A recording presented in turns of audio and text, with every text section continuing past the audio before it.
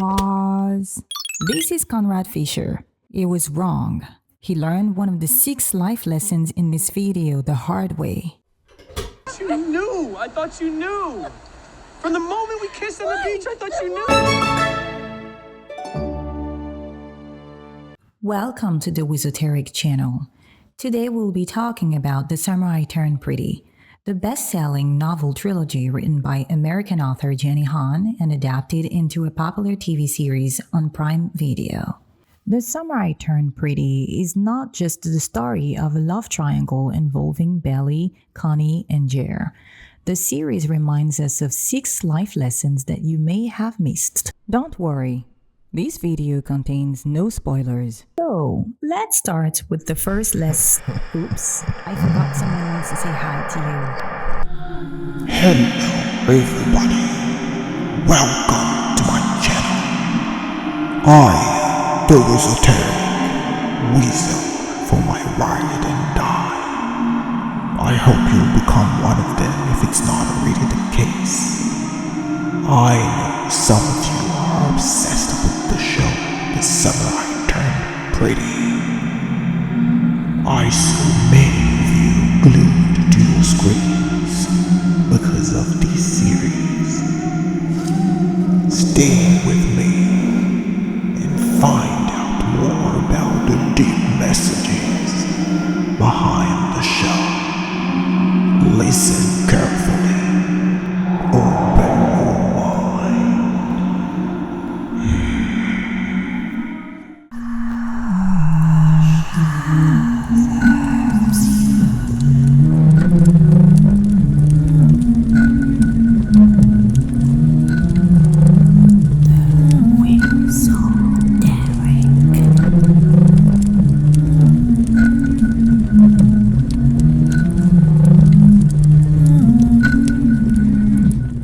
Lesson number 1.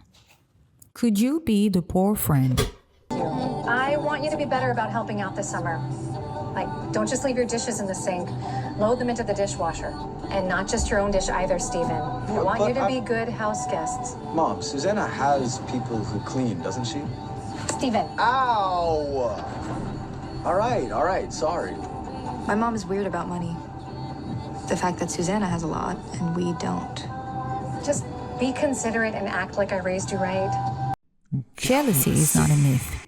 It's real and puts people's lives in danger every day.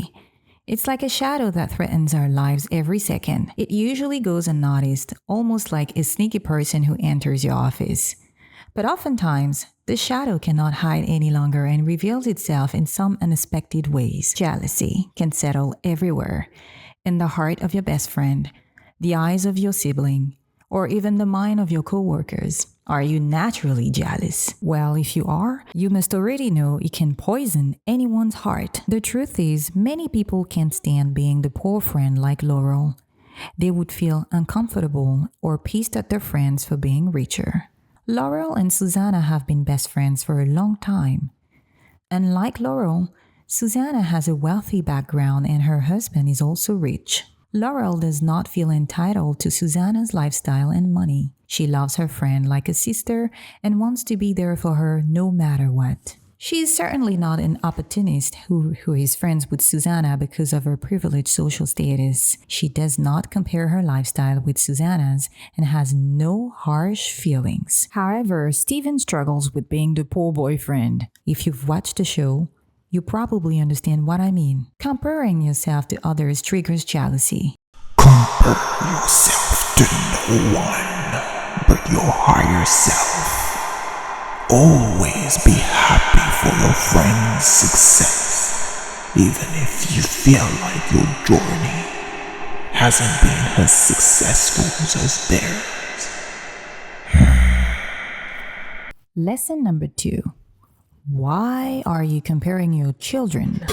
Sorry if I want to have a little fun in spring break, and I'm sorry that I'm not some straight A overachiever going to med school like Conrad. Oh my god, what? Please don't put your inferiority complex on me. I wonder where that came from. Well, didn't start with me, so maybe look at your dad. Bye. I am pretty sure that some of you watching this video need no further explanation about lesson number 2.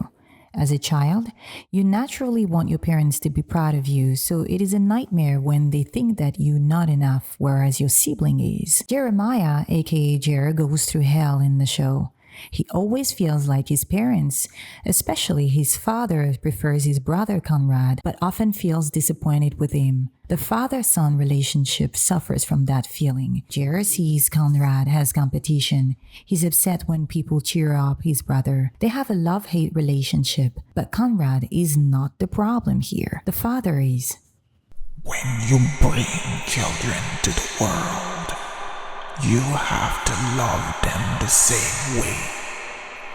One of your children may have a similar character to yours, whereas the other may often be at odds with you. As a parent, you should not have a favorite. Opposites can have a healthy relationship. Communication is the key. Parental favoritism can destroy the sacred bond between a child and his or her sibling. Listen to me. Lesson number 3. Are you afraid to speak your truth? At the beginning of this video, there was a scene where Conrad said, "I thought you knew." If you were asked some advice to improve relationships, what would you say? Tell us in the comments. I'm sure the Wizoteric would like to know. Perhaps you would suggest to learn to communicate efficiently. Most of us would agree with that. We should all work on our communication skills. Respect, kindness, compassion, and patience are necessary to have constructive conversations. But all these qualities won't help anyway if you're making assumptions about what your acquaintances think. Conrad often does that with Belly. He likes to assume things about what she knows. Some of these assumptions are convenient because he does not need to take accountability and speak his truth. This behavior brings about misunderstandings and leads to conflicts. If your assumptions are wrong, you can create unsolvable arguments and end up isolated. The best course of action is to openly discuss with your beloved ones. The conversation may be hurtful, but if you choose your words wisely, everything should be fine. Communication is everything. You should always tell the truth instead of making assumptions. Get hard truths off your chest, and you will have no regrets. Lesson number 4. Do you listen to your ego or your higher self? So, how long you guys been playing together? Since freshman year at Choate. Liam's president of Poker Society. Are you ever gonna play a hand? Yeah. Yeah, all in. Let's see if Steven from PA can keep this lucky streak alive.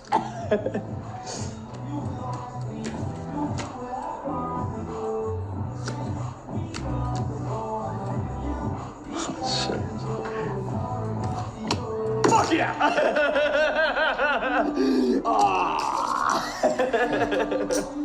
It's all good, buddy. I mean, we all hit a wall at some point, right? Yeah. Break. And then afterwards, like, raise the antes, like another 200, yeah?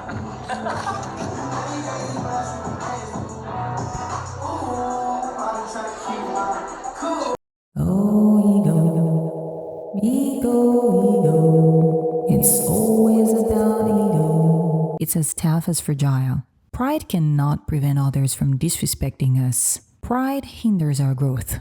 Do you know why? Because it's always about the others and less about us. When your ego takes over, you focus more on proving your worth to others than sticking to your values. There is a scene where Steven didn't really want to gamble, but he finally did because he wanted to get Shayla's attention. The problem with ego is that you forget what truly matters. You make choices that do not align with your core values and end up frustrated. Steven learned this lesson the hard way. Ego should never guide our decisions and choices. Only integrity should. Listen to your higher self. Do not let other people dictate your decisions. Always stay true to yourself, and you won't allow others to mistreat or disrespect you. Lesson number 5. Can you listen to someone you disagree with? I told you I have no interest in that place. It was a nightmare for me. Oh, come on. It wasn't all bad. Remember you used to take me on those Sunset Shell beach walks? As parents, we've all been fed up with our kids and had a bad moment. Don't hold it against her forever, and don't hold it against me. That's why I never told you. Because you don't get it. In every relationship, there are disagreements. It's inevitable. In fact, disagreements are not the problem. We're all different from each other, even if we sometimes share opinions and visions. The real problem is that we do not listen to each other. Most of the time, when a conflict escalates, each side believes that their view is more valid or relevant. Susanna didn't want to hear Julia's side of the story because she thought that Julia was exaggerating. As for Julia, nothing else mattered besides her feelings. Thus, she could not understand Susanna's denial because it was too painful to recognize the truth. Earlier in the video, we mentioned that communication was important in all human interactions. Listening is a key communication skill. It is hard, but so necessary. You tell me how you handle conflicts, and I'll tell you who you really are. Lesson number 6. Do you tend to avoid your emotions? I talked to her myself. Have some food brought up to her. Yes, sir. I'm not going to eat a thing until you let me off this boat. Come now, Ellie. You know I'll have my way. Not this time, you won't. I'm already married to him. But you're not going to live under the same roof with me. Now, I'll see to that. Can't you get it?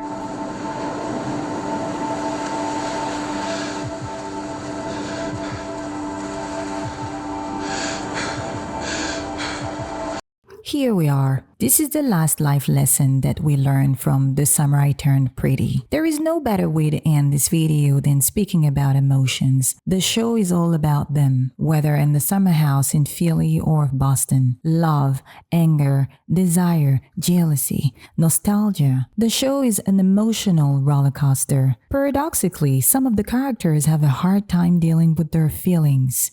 I believe we'll keep in mind Connie for some time. You cannot lie to yourself forever. You'll have to face your emotions sooner or later. You must find an healthy way to deal with your emotions. You need to acknowledge them, even if they are unpleasant. I am glad you've watched the video till the end. Hope you've enjoyed it. Bye-bye. Don't forget to subscribe to my channel. I can't wait to read your comments. I have so much more to say about your world.